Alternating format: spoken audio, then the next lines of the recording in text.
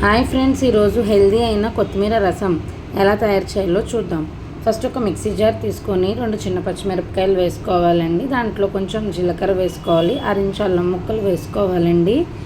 దాంట్లోనే 1 table spoon ధనియాలు వేసుకోవాలి, 4 మిరియాల గింజలు వేసుకోవాలి, 1 ఎల్లుల్లిపాయ రేఖ వేసుకొని సాల్ట్ వేసుకొని వీటినన్నిటిని ఫస్ట్ మిక్సీ పట్టేసుకోవాలి. దాంట్లోనే కొంచెం కొత్తిమీర వేసుకొని కొంచెం అంత వాటర్ వేసుకొని మెత్తగా మిక్సీ ఆడుకొని మనం ఎంత వాటర్లో అయితే రసం పెట్టుకుందాం అనుకుంటున్నాం అంత వాటర్లోకి ఈ మిశ్రమాన్ని వేసి చక్కగా మిక్స్ చేసుకోవాలండి. ఈ మిక్స్ చేసుకున్న మిశ్రమాన్ని స్టవ్ మీద పెట్టి మీడియం ఫ్లేమ్లో చక్కగా మరిగించుకోవాలి.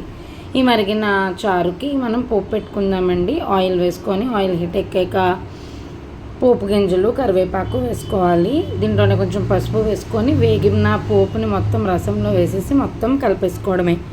అంతేనండి, ఎంతో టేస్టీగా ఉండే కొత్తిమీర రసం తయారైపోయింది. ఈ వీడియో కనుక మీకు నచ్చినట్లయితే please like, share and subscribe to my channel.